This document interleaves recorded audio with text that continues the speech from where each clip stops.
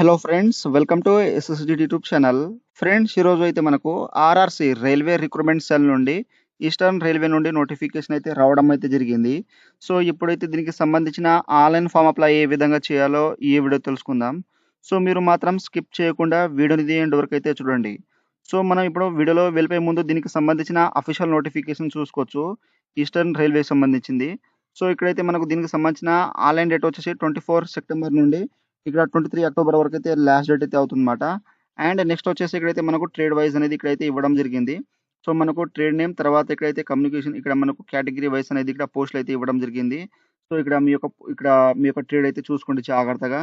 So, ఈ విధంగా మనకు ప్రతిదీ అనేది దీంట్లో అయితే ఇచ్చారు. అండ్ మనకు డివిజన్ వచ్చేసి ఈ విధంగా అయితే మనకు డివిజన్ నేమ్ అనేది ఇచ్చారన్నమాట. సో, ఇక్కడ హౌరా అని ఈ విధంగా అయితే డివిజన్ నేమ్ అయితే ఇచ్చారు. సో, మీరు ఏ డివిజన్‌లో అయితే చేద్దామనుకుంటున్నారో సో, మీ యొక్క అప్లికేషన్ ఫామ్ అనేది సో, ఆ యొక్క డివిజన్ అనేది అక్కడైతే సెలెక్ట్ చేసుకోవాలి. సో, మీ యొక్క ఇక్కడ ట్రేడ్‌ను బట్టి ఇక్కడైతే మీ యొక్క పోస్ట్‌ని బట్టి అప్లై అయితే చేసుకోండి. అండ్ నెక్స్ట్ వచ్చేసి ఇక్కడైతే మనకు ఎడ్యుకేషనల్ క్వాలిఫికేషన్ వచ్చేసి 10థ్ పాస్ అయితే ఉండాలి. అండ్ ఇక్కడ ఐటీఐ ఇక్కడ నేషనల్ ట్రేడ్ సర్టిఫికేట్ వచ్చేసి ఎన్‌సీవీటీ లేదా ఎస్‌సీటీ సర్టిఫికేట్ అయితే కంపల్సరీ అయితే ఉండాలి. సో, ఈ విధంగా అయితే మీరు నోటిఫికేషన్ చూసి ఆన్‌లైన్ అప్లై అయితే చేసుకోండి. సో, ఇప్పుడైతే మనం ఈస్టర్న్ రైల్వేకి సంబంధించిన ఆన్‌లైన్ ఫామ్ అప్లై ఏ విధంగా చేయాలో ఈ వీడియో తెలుసుకుందాం. ఫ్రెండ్స్, ఇక్కడ వచ్చేసి మనకు ఈస్టర్న్ రైల్వేకు సంబంధించిన అఫీషియల్ ఆన్‌లైన్ వెబ్‌సైట్ అయితే ఈ విధంగా అయితే వస్తుంది. ఈ యొక్క వెబ్‌సైట్ లింక్ అనేది మీకు డిస్క్రిప్షన్‌లో అయితే ఇచ్చేస్తాను. ఇక్కడ వచ్చేసి ఇంపార్టెంట్ డేట్స్ అనేది చూసుకోవచ్చు. సో, ఇప్పుడైతే మనం న్యూ రిజిస్ట్రేషన్ చేసుకోవాలి కాబట్టి ఇక్కడ న్యూ రిజిస్ట్రేషన్ ఉన్నాయి కదా! సో, దీని మీద క్లిక్ చేసేయండి. సో, ఇచ్చేస్తే మనకు ఈ విధంగా ఇన్‌స్ట్రక్షన్ అయితే వస్తాయన్నమాట. సో, ఇక్కడ జాగ్రత్తగా చదువుకున్న తర్వాత ఇక్కడ క్లిక్ టు ప్రొసీడ్ ఫర్దర్ ఉంది కదా! సో, దీని మీద క్లిక్ చేసేయండి. ఇచ్చేస్తే మనకు ఇక్కడ అప్లికేషన్ ఫార్మ్ అనేది స్టార్ట్ అయితే అయిపోతుందన్నమాట. సో, ఇక్కడ ట్రేడ్ ఇన్ఫర్మేషన్. సో, మీరు ఏ ట్రేడ్ మీద అయితే అప్లై చేద్దామనుకుంటున్నారో సో, మీ యొక్క ట్రేడ్ అయితే సెలెక్ట్ అయితే చేసుకోండి. సో, ఐటీఐలో మీరు ఏ ట్రేడ్ తీసుకున్నారో ఈ యొక్క ఐటీఐ ట్రేడ్ అయితే ఇక్కడ ఇచ్చేసేయండి. తర్వాత మీ యొక్క పర్సనల్ ఇన్ఫర్మేషన్ అయితే ఇవ్వాలి. సో, మీ యొక్క నేమ్ అనేది ఎస్ఎస్‌సి మార్క్స్ మెమోలో ఏ విధంగా ఉన్నదో అదే విధంగా ఇక్కడ ఫుల్ నేమ్ అనేది జాగ్రత్తగా మెన్షన్ చేసేయండి. తర్వాత మీ యొక్క ఫాదర్ నేమ్ అనేది ఇక్కడైతే జాగ్రత్తగా అనేది ఇచ్చేసేయండి. ఇచ్చేసిన తర్వాత మీ యొక్క మదర్ నేమ్ అనేది ఇక్కడ జాగ్రత్తగా మెన్షన్ చేసేయండి.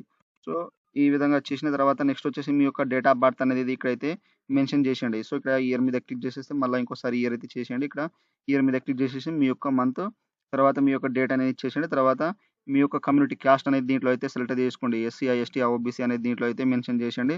ఆ తర్వాత ఇక్కడ జెండర్ మేలా, ఫీమేల్ అయితే ఇచ్చేసేయండి.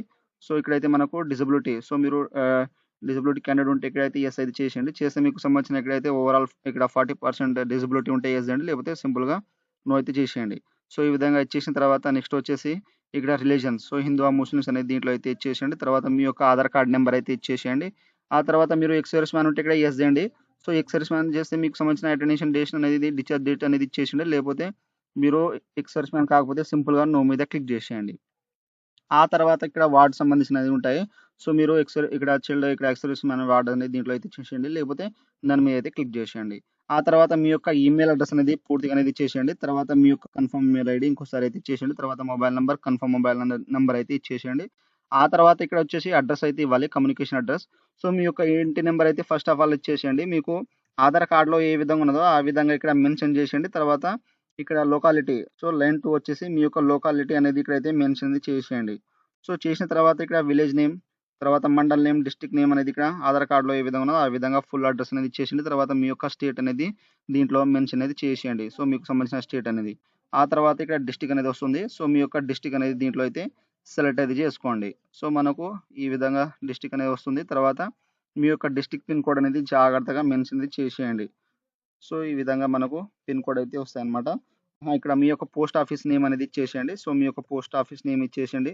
ఎక్కడున్నదో ఆ యొక్క ఊరి పేరు. తర్వాత ఇక్కడ పిన్ కోడ్ నంబర్ అయితే జాగ్రత్తగా మెన్షన్ చేసేయండి. తర్వాత నియరెస్ట్ రైల్వే స్టేషన్. సో, మీ దగ్గరున్న రైల్వే స్టేషన్ ఊరి పేరు అనేది ఇక్కడైతే జాగ్రత్తగా మెన్షన్ అనేది చేసేయండి.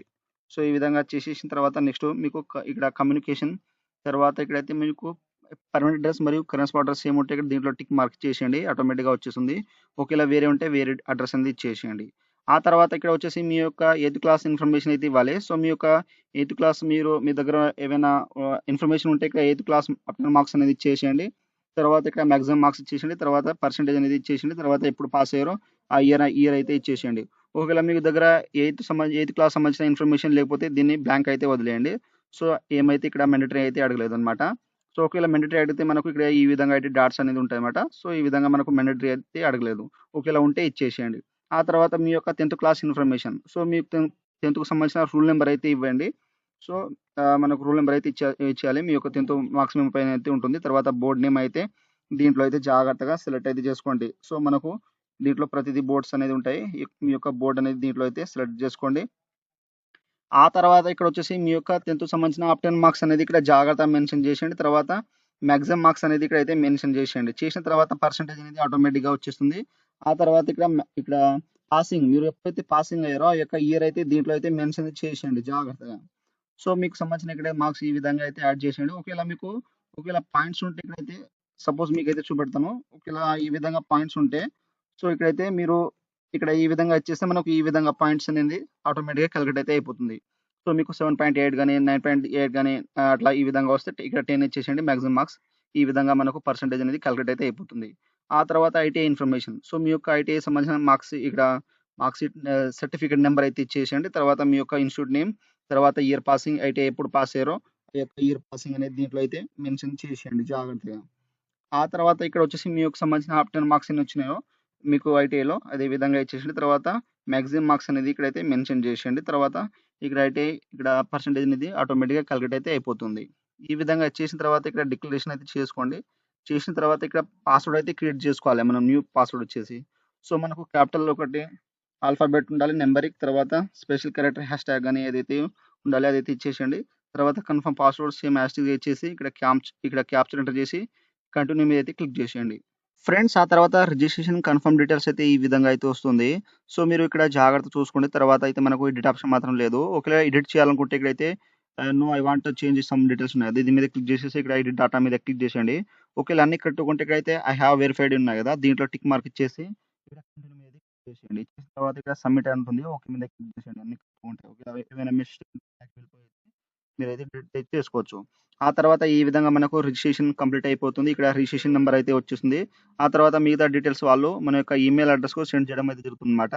సో, ఈ విధంగా వచ్చేసిన తర్వాత ఇక క్లిక్ హియర్ టు లాగిన్ మీద క్లిక్ చేసేయండి. ఇచ్చేసిన తర్వాత ఇక్కడ వచ్చేసి మీరు లాగిన్ అయితే చేసుకోవాలి. మీ యొక్క రిజిస్ట్రేషన్ నంబర్ తర్వాత పాస్వర్డ్ ఇచ్చారో ఆ యొక్క పాస్వర్డ్ తర్వాత ఇక్కడ సెక్యూరిటీ ఇక్కడ కోడ్ అప్లై చేసి ఇక్కడ లాగిన్ మీద క్లిక్ చేసేయండి. ఫ్రెండ్స్ మనం లాగిన్ చేసిన తర్వాత ఈ విధంగా అయితే మనకు డాష్‌బోర్డ్ అయితే ఓపెన్ అవుతుంది. సో, ఇక్కడ వచ్చేసిన తర్వాత ఇక్కడ ఫిల్ యూనిట్ ప్రిఫరెన్స్ ఉన్నాయి కదా! సో, దీని మీద క్లిక్ చేసేయండి. సో, ఇచ్చేస్తే మనం ఇక్కడైతే యూనిట్ అనేది ఇచ్చేయాలన్నమాట. యూనిట్ ప్రిఫరెన్స్ వచ్చేసి. సో, మీకైతే ఆల్రెడీ నేను నోటిఫికేషన్‌లో అయితే ఇక్కడ ఎక్స్‌ప్లెయిన్ అయితే చేశాను. ఇక్కడ యూనిట్ అనేది చూసుకొని మీకు సంబంధించిన పోస్ట్‌ని బట్టి ఇక్కడైతే ఇక్కడ అప్లై అయితే చేసుకోండి. సో, ఈ విధంగా డివిజన్ అయితే ఉంటాయన్నమాట. దీన్నే మనం యూనిట్ అయితే అంటున్నాం. సో, ఇక్కడైతే మీకు సంబంధించిన యూనిట్ అయితే ఇక్కడైతే సెలెక్ట్ చేసుకోండి. తర్వాత మీరు ఇక్కడ ఒకటే ప్రిఫరెన్స్ ఇచ్చినా చాలు. మిగతాయి ఇవ్వకున్న అవసరం లేదు. సో, ఒకవేళ మీకు సంబంధించిన ఏమైనా ప్రిఫరెన్స్ ఉంటే ఇక్కడైతే ఫుల్ అనేది ఇచ్చేసేయండి. సో, మనకు 6 వరకు అయితే ఇక్కడ ప్రిఫరెన్స్ అయితే ఇచ్చారన్నమాట. యూనిట్ ప్రిఫరెన్స్ అనేది ఇక్కడైతే ఇచ్చేయొచ్చు. సో, మనకు దీంట్లో అయితే ఒకటే మ్యాండేటరీ అడిగారు కాబట్టి మీకు సంబంధించిన ఇక్కడ జాబ్ లొకేషన్ ఎక్కడ కావాలో మీరు అక్కడైతే మీ యొక్క డివిజన్ ఇక్కడైతే యూనిట్ ప్రిఫరెన్స్ అనేది ఇచ్చేసేయండి. ఇచ్చేసిన తర్వాత ఇక్కడ సబ్మిట్ మీద క్లిక్ చేసేయండి. సో, ఈ విధంగా చేసిన తర్వాత ఇక్కడ ఓకే మీద క్లిక్ చేసేయండి. చేసిన తర్వాత ఇక్కడైతే మనం డాక్యుమెంట్స్ అయితే అప్‌లోడ్ చేయాలి. సో, ఇక్కడైతే లేటెస్ట్ కలర్ ఇక్కడ ఫోటోగ్రాఫ్ ఇక్కడ ఫేస్ ఫ్రంట్ అనే సిగ్నేచర్ లెఫ్ట్ ఇంప్రెషన్ అనేది అప్‌లోడ్ చేయాలి.